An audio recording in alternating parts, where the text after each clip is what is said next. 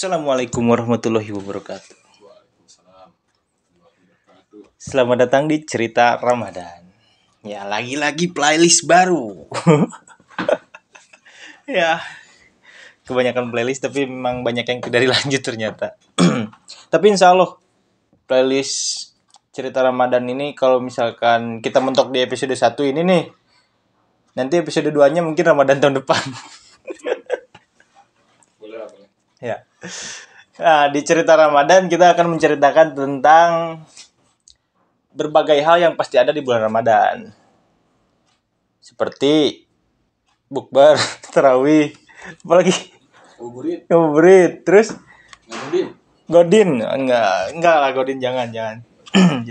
jangan dikasih tahu orang. Dan hal-hal lainnya ya.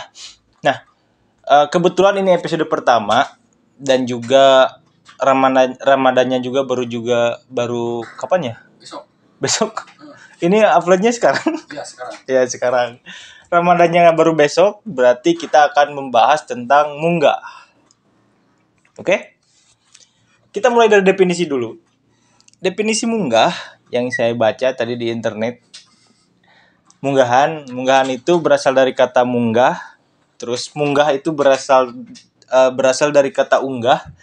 Unggah itu artinya adalah naik ke atas. Jadi kalau misalkan kita berbicara tentang munggahan, berarti kita naik ke atas.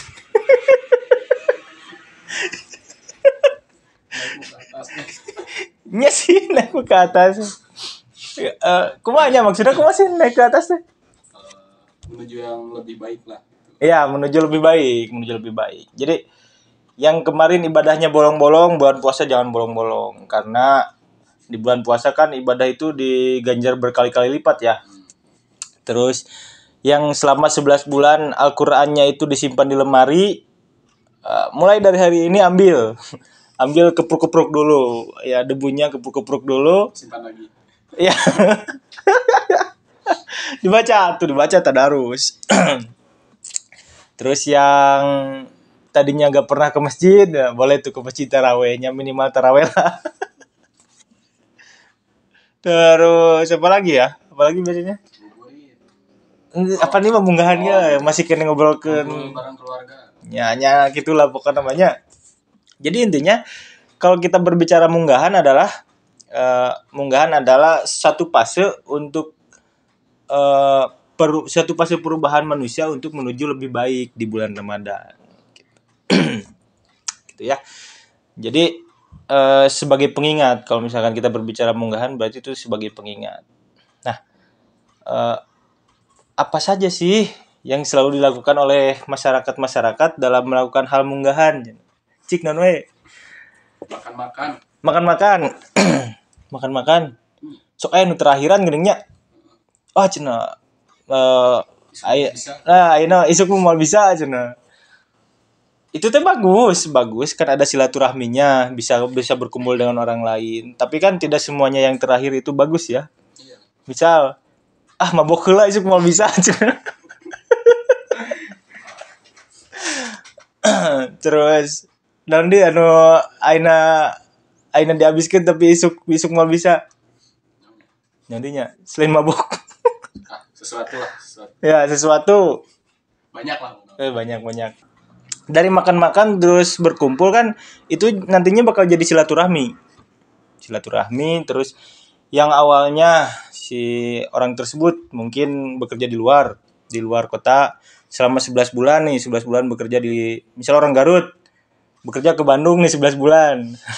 Nah, karena memunggahan beliau pulang dulu untuk bisa berkumpul dengan keluarga, bisa sahur pertama bareng keluarga selama 1, 2 sampai 3 hari. Nah, setelah 3 hari berangkat lagi ke Bandung untuk nanti balik lagi di bulan puasa tahun depan. Di munggahan tahun depan. Lebaran enggak? Soalnya kan macet. Itu makan-makan. Terus ada juga ziarah kubur. Saya beberapa hari ke belakang itu nonton di berita. Ada ada pemakaman umum sampaikan ke pinuh cenah. Sampaikan ke pinuh karena memang orang-orang mau ziarah kubur. Iya. Iya. Ziarah kubur dibersihkan dulu kuburnya gitu. Manfaat dari ziarah kubur kan kita mengingat bahwa oh ternyata hidup di dunia itu tidak akan selamanya gitu. Mungkin sekarang saudara kita atau keluarga kita yang ada di sana. Gak tahu kan besok siapa yang di sana. Beda tempat sih. Ya beda tempat pasti. Gak mungkin kan serak-serak di sana. Tapi ada loh kemarin di TV ada satu TPU yang satu kuburan itu bisa sampai 3 sampai 5 orang. 3 sampai 5 orang enggak ditumpuk sih. Enggak ditumpuk udah lama dimasukin lagi. Kan gak mungkin kalau ditumpuk. Oke pasti tanya ku enggak gitu.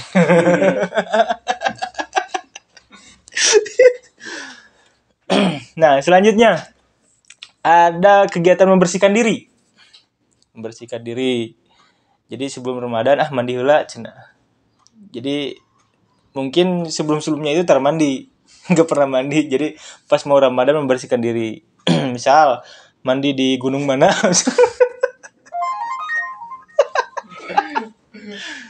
Orang Garut. Saya mau Ramadan membersihkan diri, mandi di Situ Cangkuang misalkan. Udah jarang sih. Udah jarang yang kayak gitu? Jarang sih kayak gitu. Jarang mandi. Jarang ada. Oh, iya. Tapi pasti ada. Pasti ada yang seperti itu. Ya. Jadi kesimpulannya adalah kesimpulannya adalah kegiatan munggahan ini kegiatan yang baik karena memang menjadi pasti pengingat bagi setiap orang untuk menjadi menuju naik kelas ya, naik ke atas kegiatan-kegiatannya atau kehidupannya menjadi lebih baik di bulan Ramadan. Tapi kan semua yang baik itu kalau berlebihan itu menjadi tidak baik ya. Ada juga yang saya munggahan mah harus pakai daging sapi misalkan. Ada yang kayak gitu ya? Udah banyak. Ada banyak. Harus pakai daging ayam gitu. Tapi kan kalau misalkan memang uangnya nggak ada nggak perlu memaksakan diri gitu. Ya, betul? Betul.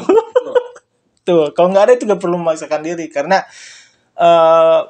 puasa ataupun sahur dengan apapun juga bakalan nikmat. Kalau misalkan kita puasanya dengan semangat aja.